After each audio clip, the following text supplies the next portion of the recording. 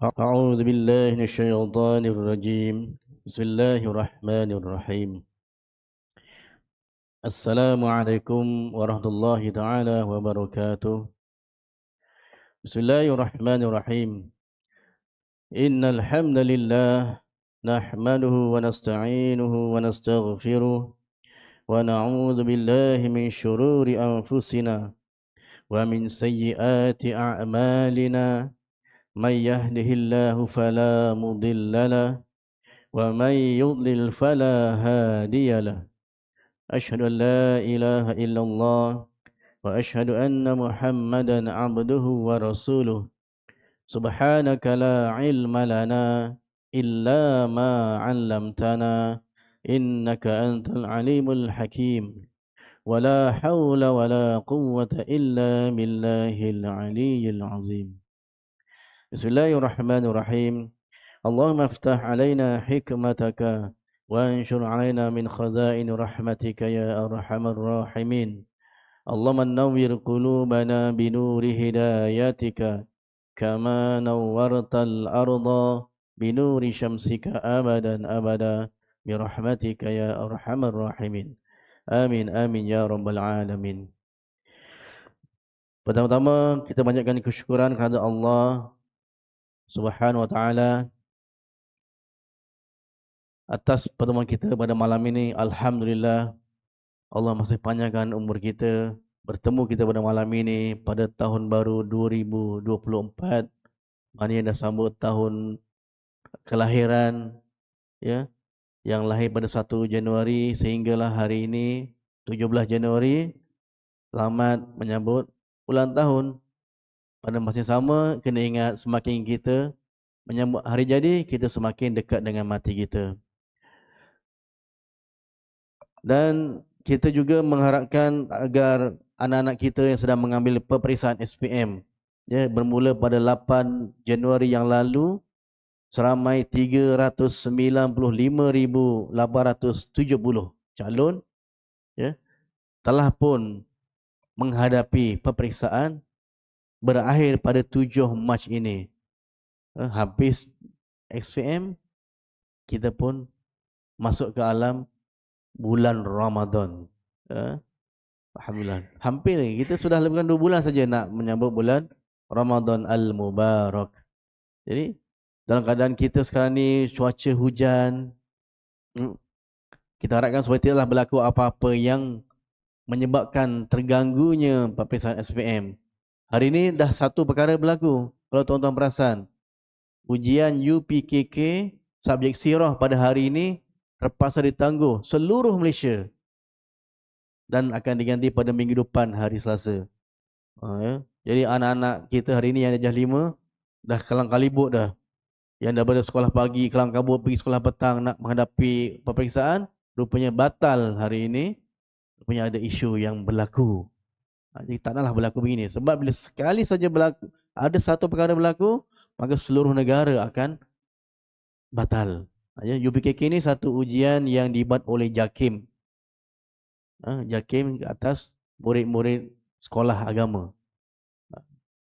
Dia bukan di bawah Kementerian Pelajaran, bukan KPM, tapi di bawah JAKIM. Tuan-tuan sedang hadirin, hadirat muslimin, muslimat yang dirahmati Allah Subhanahu wa taala. Pada Jumaat 2 minggu yang lepas, dalam tazkirah Jumaat, saya telah membacakan beberapa ayat Quran yang telah menjelaskan betapa jelasnya bahawa Nabi-Nabi yang dilantik oleh Allah Ta'ala menjadi Rasul, bermula sejak Nabi Adam hinggalah Nabi Muhammad, semuanya beragama Islam. Saya dah bawakan beberapa ayat yang ada pada ketika itu, mungkin tuan-tuan dengarlah, ya. Jadi tidak ada pertikaian. Apakah agama Nabi Adam? Apakah agama Nabi Ibrahim? Apakah agama Nabi Daud?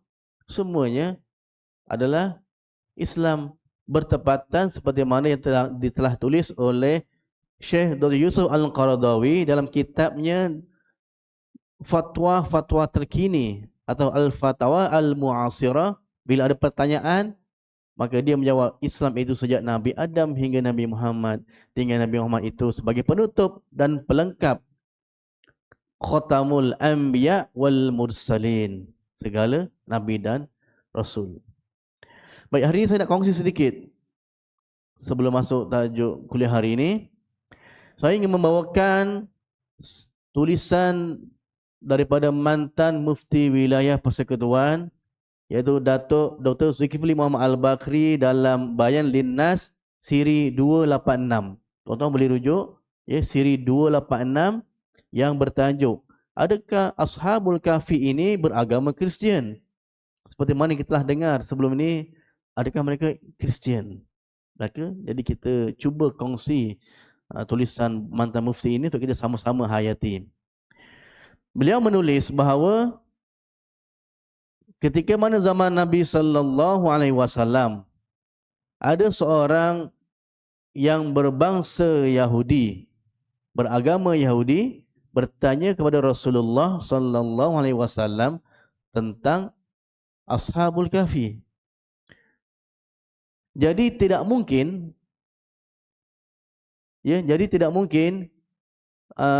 Yahudi itu bertanya tentang Ashabul Kahfi jika Ashabul Kahfi itu bukan kisah orang-orang Yahudi.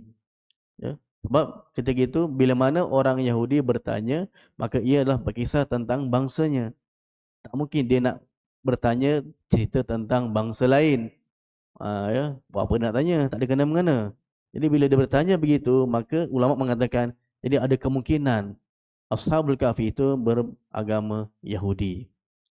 Seperti mana dijelaskan oleh Imam Ibnu Katsir, yang bermaksud telah disebutkan bahawa mereka mengikut agama Nabi Isa yang merupakan agama Maryam, anak kepada Maryam.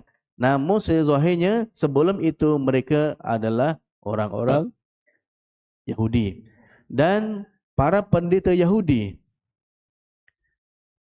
tidak akan memberi perhatian untuk memelihara kisah mereka kalau bukan daripada kalangan mereka sendiri. Mana pendeta Yahudi, dia mengambil berat kisah itu sebab dia merasakan itu adalah cerita mereka.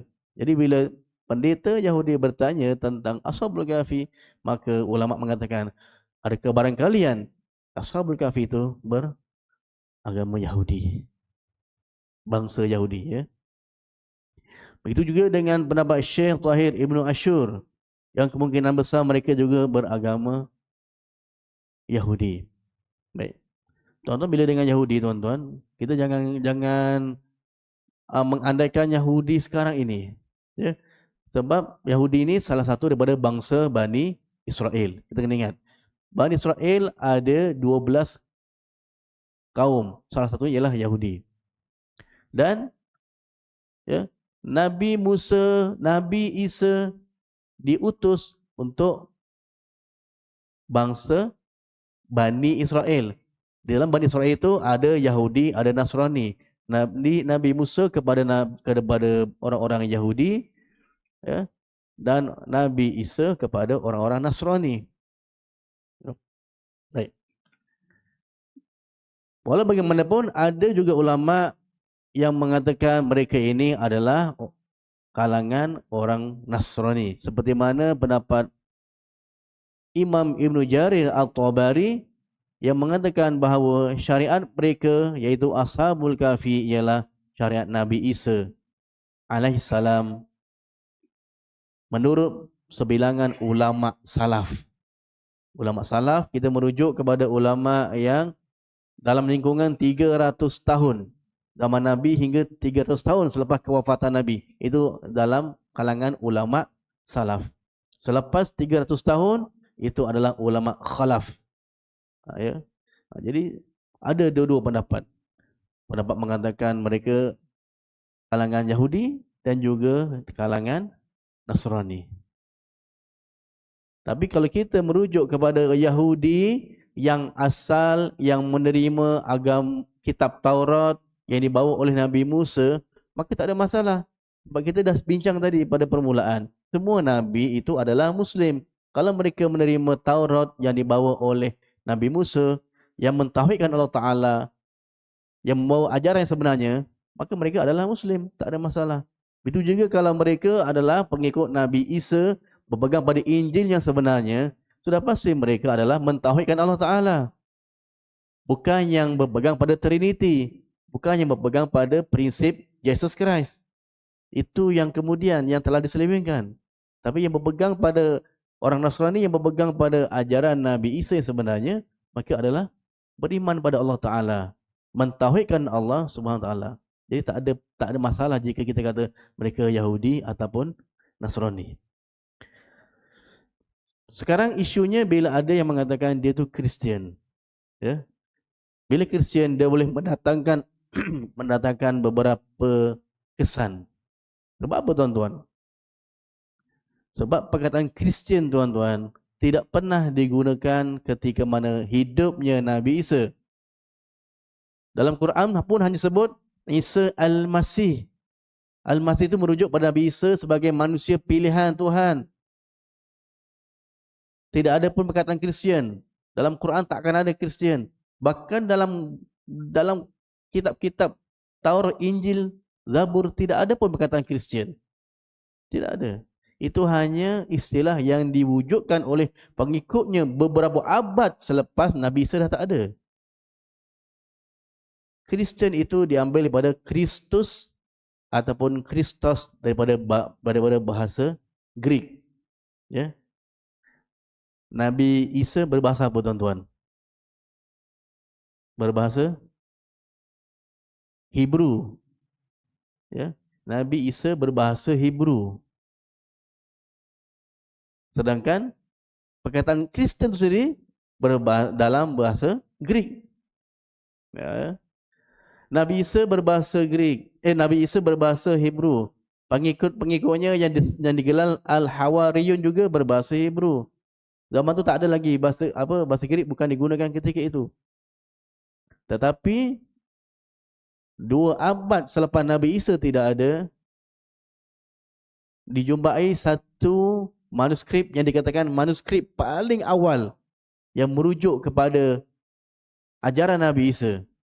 Satu cebisan sebesar kad kredit bertulisan Greek.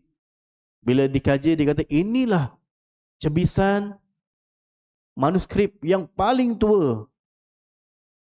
Tapi dijumpai bila 2 abad selepas Nabi Isa dah tak ada.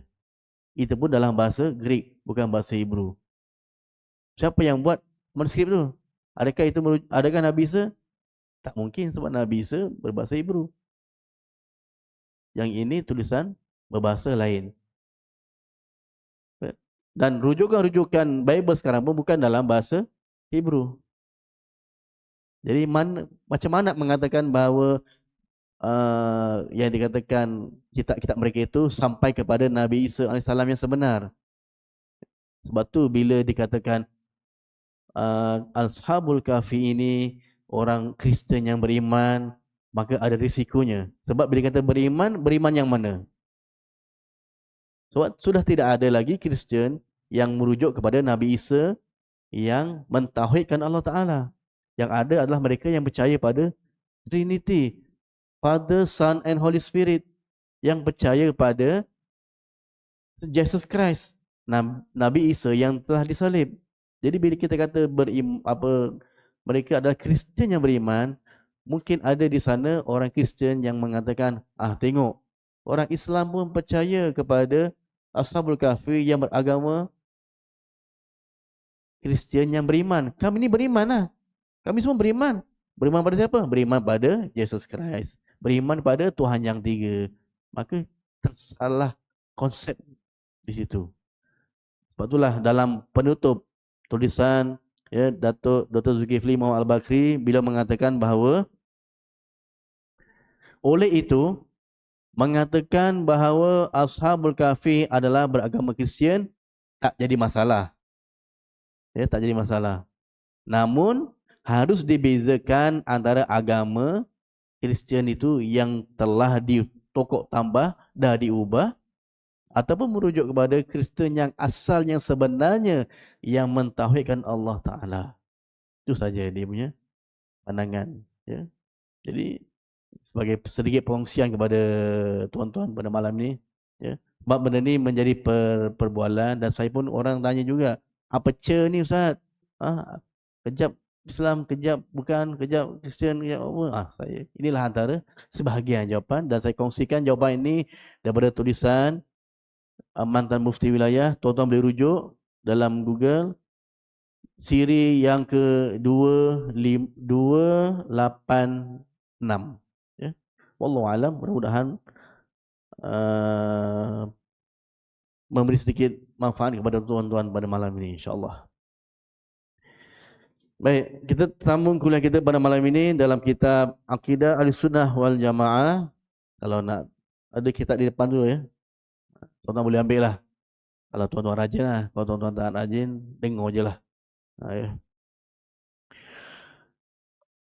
Baik, kita masuk dalam fasal yang ke-10. Tajuk beriman kepada Allah Subhanahu wa taala. Muka surat 96. Bismillahirrahmanirrahim. Beriman dengan kewujudan Allah Subhanahu wa taala merupakan hubungan kuat dan pertalian yang kukuh antara Khalik dengan makhluk. Khalik tu yang mencipta, makhluk yang dicipta. Khalik, makhluk. Ni kaedah dalam bahasa Arab, dia ada isim fa'il, isim maf'ul. Fa'il tu yang membuat, fa'ilun. Yang kena buat maf'ulun bih. Ya. Demi i'rabnya maf'ulun bi mansubun bil fathah. Kalau di i'rabkan lah, siapa yang belajar bahasa Arab tahulah. Ya. Sikit-sikit begitulah. Jadi hubungan antara pencipta dengan makhluk. Allah dan kita ni sebagai manusia yang dicipta oleh Allah Ta'ala. Di mana manusia adalah makhluk Allah yang paling mulia di dalam dunia ini. Seperti mana Allah terangkan dalam Quran, Bismillahirrahmanirrahim. Laqad khalaqnal insana fi ahsani taqwim. Sesungguhnya kami jadikan manusia dalam keadaan sebaik-baik kejadian. Manusia ni sebaik-baik kejadian. Kita bayangkanlah kita dengan kambing. Mana lagi handsome?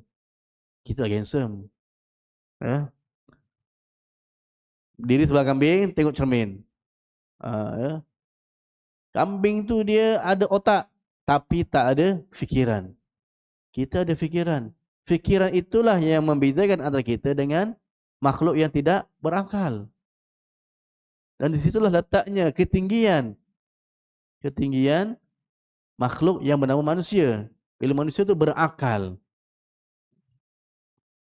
Yang berakal hanya manusia dan malaikat. Tetapi malaikat tidak ada nafsu. Manusia ada nafsu dan ada akal. Maka dengan akal inilah manusia menjadi makhluk yang terbaik, yang hebat. Sedangkan makhluk-makhluk lain, pokok, benda-benda yang jamat ataupun binatang, dia tidak ada akal. Dia tak tahu malu, tak ada apa perasaan. Kambing, lembu, kerbau, dia tak kisah. Dia bogil, tak pakai baju, dia tak kisah. Dia lepas tepi jalan je. Dia sebab dia tak ada akal. Kita manusia, kita ada akal. Ya, sebab tu bila kita tak gunakan akal kita dengan sebaiknya, kita kadang lebih hina daripada binatang yang tak berakal. Kita jangan kata dia tak ada otak. Kau ni bodoh betul, tak ada otak. Dia kata tak ada otak, bodoh macam lembu. Otak lembu lagi besar daripada otak kita. Lagi besar. Otak kita kecil je, besar ni penumbuk je lebih kurang. Ya. Tapi membezakan akal fikirannya, bukan otaknya. Itu akal. Dan dalam diri manusia pula ada satu benda yang sangat mulia yang disebut hati. Ya. Dengan hati ni boleh membezakan manusia itu mulia ataupun hina. Kalau hati kita hati yang baik, dia akan dipamerkan dalam zahirnya. Tangannya baik, kakinya baik, mulutnya pun cakap baik, mukanya pun baik, mata pun baik. Sebab apa? Hatinya baik. Tapi kalau hati penuh dengan keburukan, penuh dengan dendam, penuh dengan dengki, maka perbuatan kita juga menuju ke arah keburukan. Tangan kita nak menumbuk orang aja, kaki nak menyepak aja, mata nak jegil, mulut nak lucah aja. Sebab apa? Sebab hati. Jadi hati itu sangat penting kita jaga sebab dia boleh mempengaruhi. Ya. Kan disebutkan satu anggota yang mana jika baik, baiklah seluruh anggota badan kita, dan jika dia buruk, buruklah seluruh anggota badan kita. Ala wahyal qalb. Itulah namanya hati. Ya. Dan semula-mula sifat yang ada pada hati adalah keimanan. Tadi kita kata hati itu dijaga dengan baik, dan yang terbaik hati itu ialah dengan ada keimanan dalam hati. Keimanan itu bukanlah hanya semata-mata ucapan yang keluar daripada mulut seseorang, tetapi iman itu sebenarnya merupakan akidah atau kepercayaan yang timbul dari hati seseorang tadi, didorong oleh perasaan cinta dan kasih kepada Allah Subhanahu wa taala lebih daripada segala yang dicintai dan dikasihi dari segala yang ada di dunia ini. Dia bukan sekadar lafaz, bukan hanya kata-kata aku beriman, ya saya beriman. Tapi apa buktinya? Sebab dia lahir pada jiwa kita. Kalau kita betul-betul yakin, kita akan buktikan dengan pengamalan. Sebab itulah rukun iman itu lebih kepada kepercayaan. Rukun iman yang 6. Beriman pada Allah, beriman pada malaikat, beriman pada kitab, beriman pada Rasul, beriman pada hari kemudian, beriman pada qada dan qadar. Dia beriman, kepercayaan. Benda ni tak nampak pun. Nampak ke?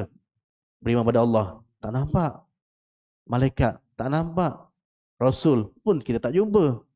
Kitab, Quran tu adalah kita nampak. Wahyu Allah Ta'ala. Hari kiamat pun tak nampak. Tak berlaku lagi. Qadar, perkara yang gaib. Semua iman benda-benda yang tak nampak. Tapi atas keyakinan kita percaya. Dan bila kita ambil yang pertama, beriman pada Allah Ta'ala. Bukti kita yakin pada Allah Ta'ala, kita melakukan segala ibadat yang merujuk kepada pengibadatan, pengabdian kita kepada Allah Ta'ala. Sebagai bukti. Kalau cakap percaya, apa buktinya? Solat kita yang kita buat itu, bukti. Mana benda yang wajib dibuat, kita buat. Bukti mana kita patuh. Yang dilarang, kita tinggal. Tapi kesetakat hanya cakap saya beriman, tapi tak buat apa yang disuruh, tak tinggal apa yang dilarang, maka kita tak membuktikan dengan amalan, hanya kata-kata. Selagi kata-kata kita itu ya masih yakin, cuma tak diamalkan, maka kita menjadi orang beriman yang derhaka. Selagi dia yakin solat itu wajib, puasa itu wajib, tapi dia tak buat sebab apa? Sebab dia malas. Maka dia menjadi mukmin yang derhaka, mukmin yang buat dosa besar. Selagi dia tidak menidakkan kewajipan perkara tersebut. Tapi bila dia sampai dah menidakkan kewajipan, kenapa tak solat? Tak wajib lah. Penat je. Tunggang-tunggik, bukan kaya pun. Lainlah kalau sembahyang Allahu Akbar kedebum 5,000. Nak juga sembahyang. Dah tak payahlah. Dah tak yakin. Sampai dah tak yakin pada diri dia, maka begitu dia sudah menjadi kufur. Ya. Dia beza. Tak buat sebab dah tak yakin, dengan tak buat sebab dia malas, tapi dia yakin benda tu wajib, cuma malas. Lain dari segi hukumnya. Ya. Selagi dia masih yakin kewajipan, dia berdosa besar, mengikut kaedah Ahlussunnah wal Jamaah lah. Ya. Dia masih dikira beriman yang berdosa, maka akan masuk ke dalam neraka berdasarkan hisab dosanya yang ada. Mudah-mudahan atas rahmat Allah Ta'ala, akhirnya dia akan ke syurga juga. Sebab kerana dia masih ada iman, keyakinan itu, cuma dia tak buat. Ya. Tapi dia tak yakin, maka dia kufur sepenuhnya. Ya. Tapi kita jangan main-main tuan-tuan. Oh, masuk syurga juga, tak apa. Akhirnya, memanglah akhirnya masuk juga. Tapi itu, kita seolah bermain-main dengan keyakinan dan keimanan kita pada Allah Ta'ala. Dengan neraka Allah Ta'ala yang sangat dahsyat. Ya. Disebut oleh Nabi ketika mana sahabat bertanya kepada Nabi, Adakah Abu Talib ini menerima sesuatu di akhirat besok asbab kerana dia menjaga kamu? Abu Talib menjaga Nabi. Walaupun dia mati dalam keadaan kufur, dia jaga Nabi. Maka Nabi jawab, oleh kerana aku, maka Abu Talib diletakkan di pinggiran neraka. Sebab jika kerana tidak ada aku, sudah pasti Abu Talib akan masuk ke tengah-tengah neraka yang dalam. Tapi sebab ada aku ini yang dia jaga, menyelamatkan agama Islam, walaupun dia tidak beriman, dia hanya diletakkan di pinggir neraka. Yang mana ada hadis lain menyebutkan dengan letaknya dengan ketinggian api neraka itu sekadar buku lali, maka menggelegaklah kepala otaknya, ubun-ubunnya. Na'udzubillah min zalik. Dan itu dikatakan neraka yang paling ringan. Tuan-tuan sanggup? Sanggup? Masya Allah. Ya. Ini memberi kita keinsafan untuk kita terus berpegang kepada iman kepada Allah Subhanahu wa taala. Baik. Firman Allah Taala dalam surah At-Taubah ayat 24. A'udzu billahi minasyaitonir rajim. Qul in kana aba'ukum wa abna'ukum wa ikhwanukum wa azwajukum wa ashiratukum wa amwalun iktaraftumuha. Kalau yang pegang kitab, dia tahulah. Tulisan situ akan ada jumpa tanwin berjumpa hamzah wasal. Maka kita letakkan bunyi nun berbaris di bawah. Sebab dia ejanya wa amwalun iktaraftumuha. Bila sambung, dia tak boleh wa amwaluk taraftumuha. Tapi kena menjadi wa amwalun iktaraftumuha. Ini kaedah baca tajwid. Kalau tak tahu, salah tuan-tuan. Baca macam betul, rupanya tak betul. Benda ni saya pernah berhadapan dengan seorang ustazah, baca ni tak betul. Saya tegur. Dia kata, ustaz pandai-pandai, tak pernah dengar pun. Tak pernah dengar, ini hukum tajwid. Macam mana boleh tak pernah tahu? Maknanya ustazah dah mengajar murid selama ni tak betul. Ini memang ada kaedahnya. Bila tanwin berjumpa hamzah wasal, maka kita jadikan satu baris. Dan kita letak seolah-olah ada nun berbaris di bawah. Walaupun tak ada dalam tulisan, tapi ada dalam bacaan. Itu yang kita kena belajar. Tak laki. Ini Ustaz Danuri datang ajar, semua lari. Tak larilah, duduk belakang. Dia dengan dia jauh di belakang je. Kami belajar, cuma tak nak baca. Logik kau suruh baca. Baca tolak lah. Tak apa, kamu baca dulu lah. Saya baca kemudian. Patutnya baca depan guru. Tak pastikan kita boleh atau tidak. Kalau tak tahu kita salah atau tidak. Ya. Wa amwalun iktaraftumuha wa tijaratun takhshawna kasadaha wa masakin tardawnaha ahabba ilaikum minallahi wa rasulihi wa jihadin fi sabilihi fatarabbasu hatta ya'tiyallahu bi amrih wallahu la yahdil qaumal fasiqin. Katakanlah wahai Muhammad, jika bapa-bapa kamu, anak-anak kamu, saudara-saudara kamu, isteri-isteri kamu, atau suami kamu, dan kaum keluarga kamu, dan harta benda yang kamu usahakan, dan perniagaan yang kamu bimbang akan merosot, dan rumah-rumah tempat tinggal yang kamu sukai, jika semuanya itu menjadi perkara yang kamu cintai, lebih daripada Allah dan Rasulnya, dan kerana berjihad untuk agamanya, maka tunggulah sehingga Allah mendatangkan keputusannya, yakni azab siksanya, kerana Allah tidak akan memberi petunjuk kepada orang-orang yang fasik. Ya. Bukan kita tak boleh sayang pada harta kita. Disebut sini kan, harta kamu, anak-anak, isteri, perniagaan, apa semua. Boleh sayang, tapi berpada-pada jangan sampai kita lupa Allah Ta'ala. Kita sayang anak kita kan. Kita bagi tuition bagus-bagus. Kita hantar dia pergi taekwondo supaya dapat mempertahankan diri. Kita bawa dia jalan-jalan supaya release tension. Kita bagi dia gadget sebab dia mudah untuk berhubung sana sini, untuk dapat ilmu. Macam-macam kita bagi. Tapi pada masa sama tak dibawa bagi surau untuk solat, tak dihantar mengaji, tak diajar solat. Akhirnya dia hanya tahu dunia saja. Dia tak kenal Allah, tak tahu nak mengaji, tak tahu nak solat. Tu maksudnya begitu. Jangan sampai benda tu melekakan kita dan kita tinggalkan perkara yang lebih penting. Ya? Macam perniagaan. Boleh nak niaga, terpulang niaga banyak mana pun. Jadi orang yang paling kaya, alhamdulillah tak ada masalah. Islam tak marah kita menjadi orang kaya. Tak larang.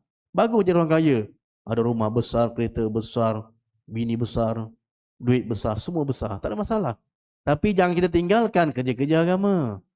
Jangan sebab kerana kayanya nak jaga harta tu, duit banyak di bank berjuta-juta, sampai dah tak boleh nak pergi surau. Tak boleh nak jumpa kawan-kawan. Tak boleh nak solat. Sampai lupa jalan ke surau. Sampai nak solat pun tak sempat nak solat ni. Kalau solat habis bisnes ni. Jadi tak solat. Contoh begitu. Itu yang dikatakan bila mana benda-benda ini mengganggu sehingga kita lupa Allah Ta'ala. Itu yang tak boleh. Ya.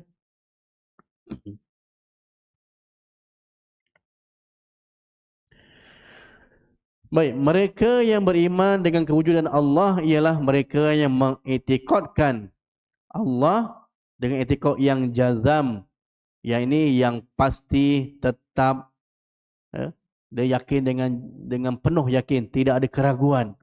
Bukan hanya keyakinan yang ya tak ya, betul ke Allah ni ada, tak nampak pun. Kalau ada tunjukkan dalam muka. Tak nampak. Ya. Logik lah kalau kita nampak, dia sama macam kita, taklah hebat. Sebab dia hebat lah kita tak nampak dia. Ya. Kita berkata, tak logik. Tak nampak ya, tak ada. Berapa banyak benda yang tak nampak tapi kita yakin. Angin tu tak ada, tak nampak. Tapi yakin ada? Ada. Sebab apa? Rasa angin. Nampak tak angin? Tak nampak. Kenapa boleh percaya? Roh. Nampak tak roh? Tak nampak. Tapi orang yakin ada roh. Bila roh dicabut, manusia akan mati.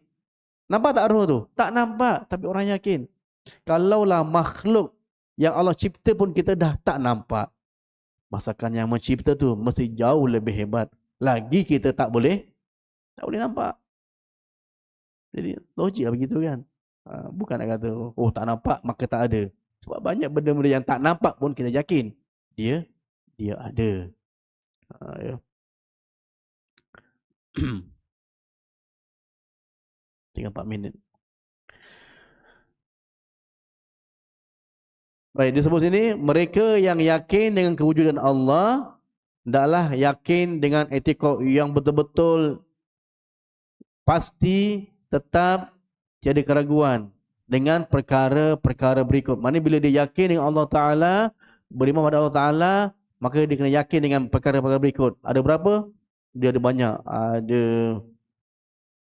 14. Ada 14 perkara yang dia perlu yakinkan berkaitan dengan yakin kepada Allah Subhanahu Wa Taala. Apa dia 14 perkara itu? Saya ingat kita akan bincang pada pertemuan akan datang. Sebab panjang, ya. Isi yang pertama je setengah jam. Nak sampai ke 14 mungkin 3-4 kali jumpa baru habis. Nak bincang perkara ni saja. Ya, apa yang kita perlu, ya, dalam kita yakin kepada Allah Taala. Cakap yakin je tu belum cukup. Tapi apa kriteria yakinnya itu?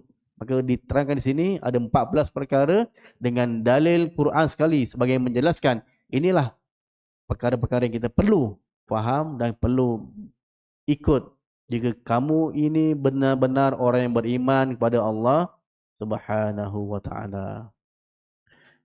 Wallahu alam, saya cukup untuk malam ini. Kalau ada soalan sebelum azan, kita ada 2 minit lagi.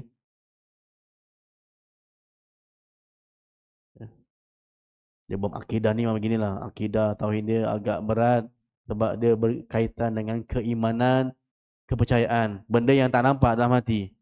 Ya? Kita boleh cakap tapi belum tentu lagi.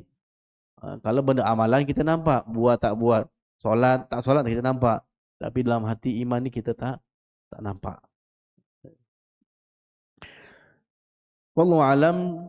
Mudah-mudahan perbincangan kita malam ini memberi manfaat kepada kita semua untuk kita memperbaiki lagi diri kita, ya, untuk kita bawa diri kita menuju jalan Allah SWT. Sebab di akhirat besok kita akan diadili oleh Allah Ta'ala di mahkamah agung, di mahsyar besok. Sudah pasti perkara ini akan berkaitan. Ya, kalau tiada keimanan, bagaimana kita nak menjawab segala persoalan di akhirat nanti. Ya, mudah-mudahan kita mengambil pengajaran dan iktibar. Dan saya akhiri dengan bacaan tasbih kafarah dan surah Al-Asr. Subhanakallahumma wa bihamdihi, subhanakallahumma wa bihamdika, asyhadu an la ilaha illa anta, astaghfiruka wa atubu ilaik. Bismillahirrahmanirrahim. Wal 'asr, innal insana lafi khusr, illa alladhina amanu wa 'amilus salihati wa tawasaw bil haqq wa tawasaw bis sabr. Sadaqallahul azim. Akhirul kalam. Wassalamu alaikum warahmatullahi taala wabarakatuh.